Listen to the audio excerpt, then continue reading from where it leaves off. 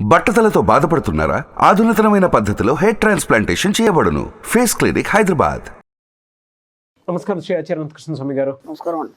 ఒక్కసారి కొన్ని క్యారెక్టరిస్టిక్స్ గురించి చెప్పారు. మన దగ్గర ఒకటి దూరం అవుతుంది అని అంటే ఇంకోటి రీప్లేస్ చేయడం రెడీగా ఉంటుంది. దాని అర్థం అలా చేసుకోవాలి, కానీ అక్కడే ఉంటానంటే కుదరదు అనేటువంటి విషయాన్ని చాలా బాహాటంగా చెప్పడం జరిగింది. అది విశ్వధర్మం అండి. అవును. విశ్వం ఎప్పుడు కూడా నిన్ను పేదవాడికి కానీ నేను దిక్కులేని వాడిగా విశ్వం నేను చూడదు. నీకు సంపూర్ణమైనటువంటి సంపదలు ఇవ్వాలనే చూస్తుంది. అది నేను ఎప్పుడు సంపూర్ణంగా ఒక ఉన్నత స్థితిలో ఉంచాలనే చూస్తుంది. కానీ మీరు దాంతో అనుసంధానం అయినప్పుడు చేస్తుంది. అది దాన్ని మీరు గుర్తించినటువంటి అది కూడా ఏం చేయదు. అదే. Thank you sir, thank you so much. So ఈ వీడియోలో ఏం చెప్తున్నారు? అప్పుడు ఒక దేవుడి దగ్గరికి వెళ్తామండి మనం.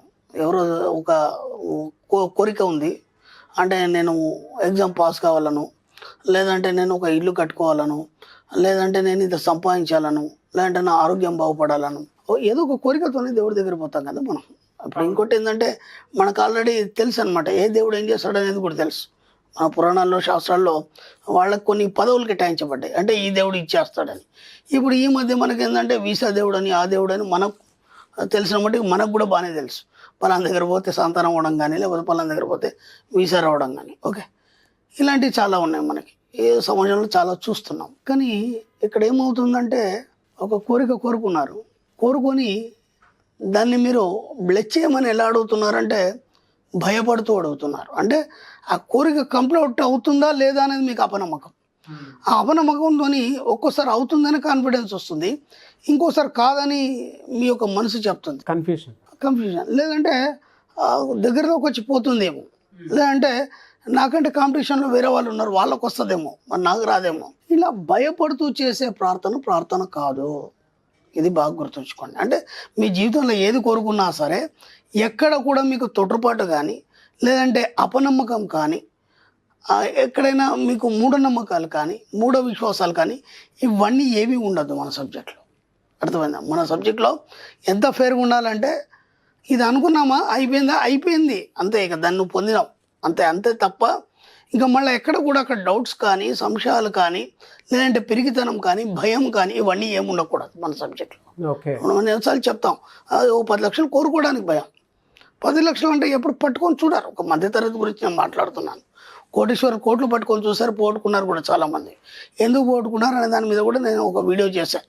పెద్ద కోటీశ్వరులు ఉన్నారు, ఓ ఫ్యాక్టరీ లాస్ అయిపోయింది, లేకపోతే ఇలా అయిపోయింది, ఎందుకు అలా అయినారనేది నేను గతంలో వీడియోలో చెప్పాను. అంటే వాళ్ళకు ఏం ఆలోచనలు వచ్చినాయి, ఎప్పుడు డబ్బును వాళ్ళు ఎలా చూస్తారు, అందుకని మళ్ళీ వాళ్ళు లాస్ అవ్వడం జరిగింది.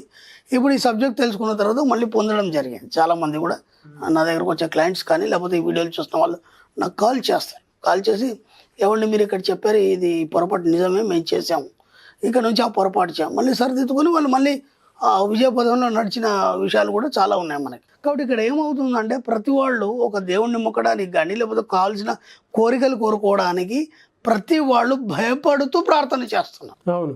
అక్కడ ఏమైపోతుంది, మీ మీద మీకు నమ్మకం లేదు, కనీసం మీరు నమ్మిన దాని మీద కూడా మీకు నమ్మకం లేదు. అలాంటప్పుడు పని ఎలా అవుతుంది? కాబట్టి మీరు భయపడాల్సిన అవసరం లేదు, మీరు కోరుకోవాల్సిన అవసరం లేదు. మరి మీ కోరికలు ఎలా సాధ్యమవుతాయి? నిరంతరం సంపూర్ణతత్వంతో కూడి ఉండండి, సరిపోతుంది. ఆటోమేటిక్గా అన్నీ వచ్చేస్తాయి. మన సబ్జెక్ట్లో సూత్రం ఉంది కదా, నేనున్న నా జీవితపు అనంతత్వంలో అంతా సవ్యంగా ఒక్కటిగా సంపూర్ణంగా ఉంది. ఇది ఖచ్చితంగా ప్రతి అఫర్మేషన్ ముందు చెప్పాలని చెప్పాను, అలాగే ప్రతి మెడిటేషన్ ముందు చెప్పాలని చెప్పాను, మీరు ఉదయం లేవగానే చెప్పాలని చెప్పాను. జస్ట్ ఇది ఒక్కదాన్ని మీరు గట్టిగా నమ్మండి. మీరు ఇంకేం కోరుకోవాల్సిన అవసరం లేదు, ఎక్కడ లోటు అనేది లేదు. నేనున్న నా జీవితంలో మీ ఏదైతే జీవితం ఉందో అది అనంతత్వంతో కూడి ఉంది. అంటే దాంట్లో ఇంకా ఇది లేదనేది లేదు, ఇక సంపూర్ణంగా ఉంది. లేమి అనేది లేదు, అది లేదు, ఇది లేదు, అలాగని లేమి లేదు. తత్వంలో చెప్తారు ఏమన్నంటే అది లేదు, అది ఉందంటే అక్కడ ఏం కనిపించట్లేదు, ఇది ఉందంటే ఇది లేదు, ఇక్కడ ఏం కనిపించట్లేదు, అలాగని నీకేం తక్కువ లేదు. అంటే నీ సమయానికి నీకేమేం కావాలన్నా అవన్నీ సమకూర్చడం అనేది జరుగుతుంది. ఇంకా మీరు కోరుకునే అవసరం ఏముంది, కోరుకునే తర్వాత భయపడే అవసరం ఏముంది? భయంతో కూడిన జీవితం ఎన్నేళ్ళు జీవిస్తారు మీరు. కాబట్టి ఎక్కడ కూడా భయపడాల్సిన అవసరం లేదు మన సబ్జెక్ట్లో. ఎప్పుడైతే మీరు సంపూర్ణత్వంతో కూడి ఉన్నారు అనే ఒక కాన్ఫిడెన్స్ కలిగి మీరు ఎప్పుడైతే వాటన్నిటిని సంపూర్ణంగా మీ చుట్టుపక్కల ఉన్నాయని ఊహించుకున్నారు. నేను ఇంతకుముందు కూడా చెప్పాను, ఒక వస్తువును ఊహించుకున్నప్పుడు మన సబ్జెక్టులు ఏమేమి చెప్తాం, అఫర్మేషన్స్ కొన్ని. మనీ సరౌండ్స్ మీ, అంటే ఎప్పుడు నా చుట్టూ డబ్బు ఉంటుంది. Where I go money comes to me easily. నేను ఎక్కడ వెళ్తే అక్కడ నా డబ్బు నాతోనే ఉంటుంది. అలా అన్నప్పుడు ఉండాలి కదా, మరి ఉండాలి కదా. లేదనే డౌట్ మీకు వచ్చిన తర్వాత అది ఎలా ఉంటుంది? ఉండదు. ఈరోజు ఈ అఫర్మేషన్ చేసిన వాళ్ళు ఎంతో సంపూర్ణంగా ఉన్నారంటే మన క్లాసులలో వాళ్ళు ఫీడ్బ్యాక్ ఇస్తారు. వాళ్ళు అంటారు కదా, ఇంతకుముందు ఒక 10,000 గురించి ఎత్తుకునే పరిస్థితి గురువుగారు మాకు. ఇంతకుముందు సబ్జెక్ట్లోకి రాకముందు ఒక 10,000 గురించి ఎత్తుకునే పరిస్థితి. ఇప్పుడు మేము ఒక బిజినెస్ పెట్టాము, ఓ 10 లక్షలు అంటే మేము అడగాల్సిన అవసరం లేదు, ఎవరో తెచ్చిస్తున్నారు మాకు. అడగకుండానే ఇలా అని చెప్పేసి మీరు ఏదో బిజినెస్ పెడుతున్నారంట కదా, మా దగ్గర డబ్బులు ఉన్నాయి తీసుకెళ్ళమంటున్నారు. ఇంతకుముందు లేని ఇప్పుడు ఎలా సాధ్యమవుతుంది అంటే వాళ్ళ పరిపూర్ణత్వాన్ని, సంపూర్ణత్వాన్ని వాళ్ళ చుట్టూ ఏర్పరచుకున్నారు. అంటే ఒక ఎక్సలెంట్ బ్యూటిఫుల్ అట్మాస్ఫియర్ని వాళ్ళు ఏర్పరచుకున్నారు. కాబట్టి ఆ అట్మాస్ఫియర్ని నువ్వు ఏదైతే ఏర్పరచుకుంటావో దానికి అనుగుణంగానే విశ్వం నీకు అవన్నీ అరేంజ్ చేయడం జరుగుతుంది. కాబట్టి మీరేం చేస్తున్నారు? ప్రతి దగ్గర భయపడుతున్నారు. అందుకే చెప్తున్నారు, భయపడుతూ చేసే ప్రార్థన కాదు. కాబట్టి మీరు ఎప్పుడు ఎలా ఉండాలి? నిరంతరం ప్రార్థనలోనే ఉండాలి. ఎలాంటి ప్రార్థన ఉండాలి? డబ్బు సంపదతో కూడి ఎప్పుడు అన్నీ మీకు అనుకూలంగా మీతోనే ఉన్నట్టుగా ఫీల్ అవుతూ ఆ ఫీల్తో ఉంటే అదే ప్రార్థన. ఇంకా మీరు కొత్త దానికోసం మీరు అది కావాలి ఇది కావాలి అడగాల్సిన అవసరం లేదు. ఓకే, నేను ఎప్పుడు సంపూర్ణతతో కూడి ఉన్నాను, దాన్ని ఒకటిసారి మీ యొక్క సబ్ కాన్షియస్ మైండ్కి ఎక్కించి అలాగే ఉన్నట్టు ఫీల్ అయిపోయినారు, ఆటోమేటిక్గా అన్నీ మీతోనే ఉంటాయి. ఏది కూడా లోటు లేదు. అందుకే చెప్తున్నారు, అది లేదు ఇది లేదు అలాగని లేమీ లేదు. అర్థమవుతుందా? అక్కడ ఏమీ లేదు, ఇక్కడ ఏమీ లేదు, అలాగని నీ దగ్గర ఏం లేదంటే లేమీ లేదు. అంటే ఎప్పుడు పుష్కలంగానే ఉన్నది నీకు. అంటే ఇతరులకు ఇచ్చే ఇది విధంగానే ఉంది తప్ప ఇతరులను తీసుకోవడానికి నీ యొక్క సబ్ కాన్షియస్ మైండ్ ఎక్సెప్ట్ చేయదు. కాదు, ఇంతకుముందు మనం వాడ డబ్బులు అడిగాం, అది ఇది చేసాం, ఇప్పుడు అడిగే అవసరం కూడా లేదు. చెప్తున్నాను కదా, అంటే ఈ స్థితిని ఏమంటారు? సంపూర్ణత స్థితి. నేను అదే చెప్తున్నాను కదా, స్టార్టింగ్లో నేనున్నా నా జీవితం అనంతం అన్నప్పుడు ఈ సృష్టితో మొత్తం మిళితం అయిపోయింది.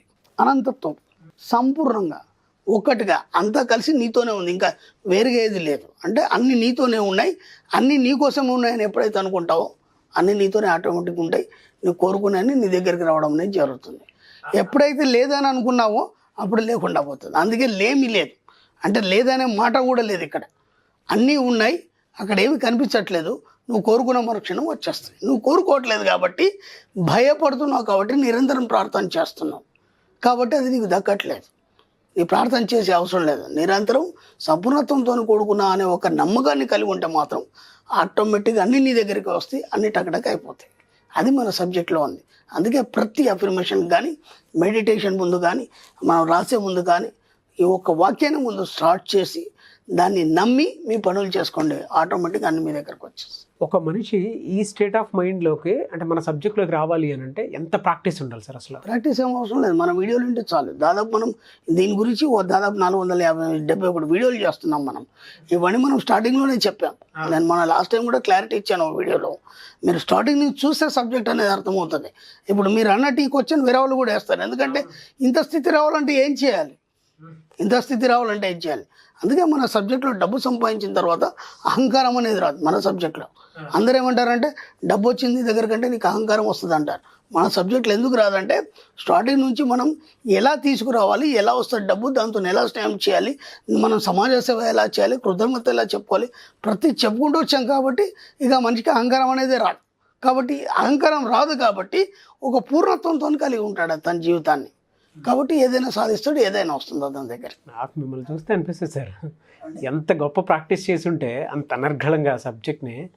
అంటే కొంతమంది ఎక్స్ట్రా చెప్పినా కూడా అది ఎక్స్ట్రా ఉందేమో అన్నట్టు అనిపిస్తుంది. కానీ మీరు చెప్పే కొద్దీ ఆ లోతు కానివ్వండి, విశ్లేషణ కానివ్వండి, సబ్జెక్ట్ మీద ఉండేటువంటి పాజిటివ్ కానివ్వండి, అనర్గళంగా వస్తుంది సార్. అసలు నేను చాలాసార్లు మెస్మరైజ్ అయినటువంటి విషయాలు చాలా సందర్భాలు ఉన్నాయి. కొన్నిసార్లు అలవాట్లు కూడా ఎంత సింపుల్గా మార్చుకోవచ్చు అనేటువంటిది మన వీడియోలో చాలాసార్లు చెప్పడం జరిగింది. అంత ఈజీ చేసి పడేస్తారు. అందుకే మీకు ఇందాక మళ్ళీ ఎందుకు అడిగానంటే సబ్జెక్ట్లో డీప్గా లేనివే వెళ్ళేటప్పుడు కొంత పీరియడ్ వరకు సాచురేట్ అయిపోతారు. కానీ మీకు అట్లా కాదు, వెళ్ళే కొద్దీ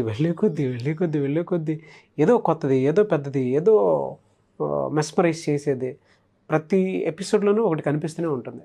అంటే నాకు సబ్జెక్ట్ అంటే చాలా ఇంట్రెస్ట్. ఇప్పుడు నా దగ్గర ఏమి లేనప్పుడు నేను నా లైఫ్ స్టోరీలో కూడా నేను చెప్పాను, నేను అనాథనని చెప్పాను, నేను పెద్ద గోల్డెన్ స్పూన్తో పుట్టినా అని చెప్పలేదు.